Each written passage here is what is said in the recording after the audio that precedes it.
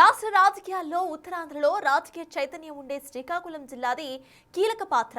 అందుకే పదవుల కేటాయింపులలో శ్రీకాకుళానికి పెద్దపీట వేస్తూ ఉంటారు. రాజకీయ యాత్రలను కూడా అక్కడి నుండే షురూ చేస్తారు చాలా మంది. మాజీ ఎంపీ విజయసాయిరెడ్డి కూడా శ్రీకాకుళం నుంచి కొత్త రాజకీయ ప్రస్థానాన్ని మొదలు పెడుతున్నారా అనే అనుమానాలు పెరుగుతున్నాయి. రెడ్డి సామాజిక వర్గ సంక్షేమ భవనానికి శంకుస్థాపన కార్యక్రమానికి హాజరై ఆ తరువాత ఆయన చేసిన కమెంట్స్ ఈ అనుమానాలను బలపరుస్తున్నాయి కూడా. వైసీపీలోనే కాకుండా జగన్ ఎదుగుదలలోనూ కీలక పాత్ర పోషించిన వ్యక్తి రాజ్యసభ మాజీ సభ్యుడు విజయసాయిరెడ్డి. కేంద్రంలో వైసీపీకి ప్రతికూలమైన కూటమి అధికారంలో ఉన్నప్పటికీ ఆయన మీద ఉన్న అవినీతి ఆరోపణల కేసులు మాత్రం ఒక్క అడుగు కూడా ముందుకు వెళ్లలేదు. దీనికి ప్రధాన కారణం విజయసాయిరెడ్డి చతురత అని అన్ని రాజకీయ వర్గాలు బహిరంగంగానే చర్చించుకుంటాయి. పార్టీ బలోపేతానికి తీవ్రంగా కృషి చేసి వైసీపీలో నంబర్ 2గా పేరు తెచ్చుకున్న విజయసాయిరెడ్డికి వైసీపీ అధికారంలో ఉన్న 5 ఏళ్లు అనుకున్నంత ప్రాధాన్యత లభించలేదు. ఇది విమర్శకులు మాత్రమే చెప్తున్న మాట కాదు. తాను వైసీపీ నుంచి బయటకు వెళ్లిపోవటానికి జగన్ చుట్టూ ఉన్న కోటరీయే కారణమని స్వయంగా విజయసాయిరెడ్డి చెప్పారు. నా పట్ల వ్యవహరించినటువంటి తీరు, మా నాయకుడు వారి మాటలు విని నేను ఒక అంతర్మథనానికి లోనై ఒక నిర్ణయం తీసుకోవడం జరిగింది. అంతేగాని వేరే ఇంకా ఏది కూడా కాదు. జగన్మోహన్ రెడ్డి గారు సమర్థుడు. ఆయన పార్టీని మేనేజ్ చేసుకోగలడు. నేను ఒక్కటే ఆయన్ని అభ్యర్థిస్తున్నాను.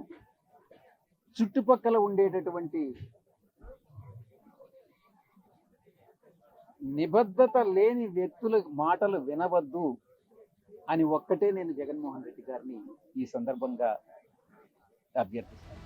శ్రీకాకుళం పర్యటనకు వచ్చిన విజయసాయిరెడ్డి రాజకీయాలు మాట్లాడనంటూనే బోలెడన్ని పొలిటికల్ కామెంట్స్ చేశారు. తన ఆవేదన కూడా వెళ్లగెక్కారు. అయితే ఆయన ఈ విషయాన్ని అక్కడితో వదిలేలా కనిపించడం లేదు. శ్రీకాకుళం పర్యటనతో రాజకీయ వర్గాల్లో కొత్త చర్చలు మొదలయ్యాయి. ఒకప్పటి కాంగ్రెస్, ఇప్పటి వైసీపీకి మెజార్టీ రెడ్ల మద్దతుంది. విజయసాయిరెడ్డి కూడా ఆ సామాజిక వర్గాన్ని తన వైపు తిప్పుకునే ప్రయత్నం చేస్తున్నారని జోరుగా చర్చ జరుగుతుంది. అందులో భాగంగానే శ్రీకాకుళంలో నిర్మించబోయే రెడ్డి సామాజిక భవనం నిర్మాణానికి కావాల్సిన 2.5 కోట్ల రూపాయలు తానే ఇస్తానని ప్రకటించారు. రాజకీయ నాయకులందరూ, రాజకీయ పార్టీలందరూ కూడా, అన్ని పార్టీలు ప్రజలను ఎలా మభ్య పెడతారు అన్నటువంటిది ఇది ఒక ఉదాహరణ. మీరు 1995 నుంచి 2004 వరకు చంద్రబాబు నాయుడు గారు ముఖ్యమంత్రిగా అప్పట్లో సమైక్య ఆంధ్రప్రదేశ్ని పరిపాలించడం జరిగింది. అప్పట్లో నాకు తెలిసి 3, 5 బిజినెస్ సమ్మిట్లు పెట్టారు ఆయన. పలుసార్లు స్విట్జర్లాండ్లో డావోస్కి వెళ్ళడం జరిగింది.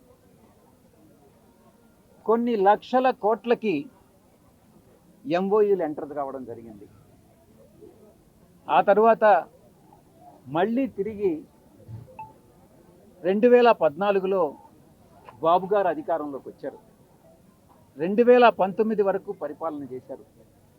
అప్పుడు కూడా నాకు తెలిసి ఒక 2, 3 సమ్మిట్లు పెట్టడం జరిగింది.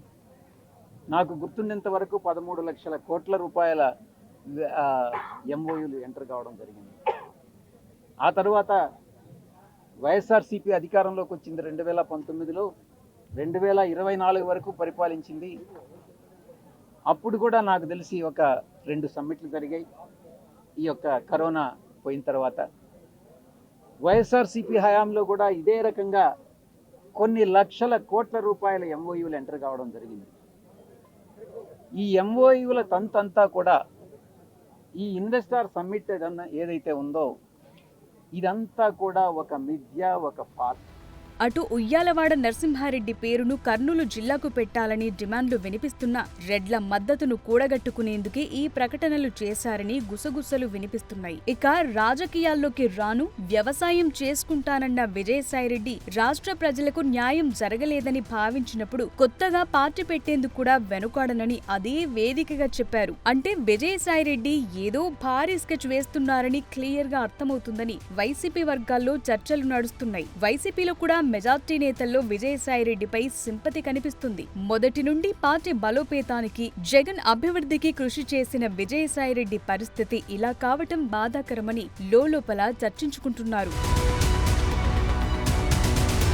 ఇవన్నీ విజయసాయిరెడ్డికి అనుకూలంగా కనిపిస్తున్నాయి. శ్రీకాకుళంలో విజయసాయిరెడ్డి అనౌన్స్మెంట్ విన్న చాలా మంది ఆయన మిగిలిన జిల్లాల్లో కూడా రెడ్డి సామాజిక వర్గ భవన నిర్మాణాలు చేపట్టే అవకాశం ఉందని కూడా చెప్పుకుంటున్నారు. రెడ్ల మద్దతు కూడగట్టి పార్టీ పెట్టి తన బలాన్ని నిరూపించుకునే ప్రయత్నం చేస్తున్నారా, లేకపోతే రెడ్లు సహా వైసీపీలో మెజార్టీ నేతలు తనకు అనుకూలంగా ఉన్నారని ప్రూవ్ చేసుకోవాలనుకుంటున్నారా? ఏదేమైనా శ్రీకాకుళంలో విజయసాయిరెడ్డి కామెంట్స్ వైసీపీని కాస్త కలవరపెడుతున్నాయి.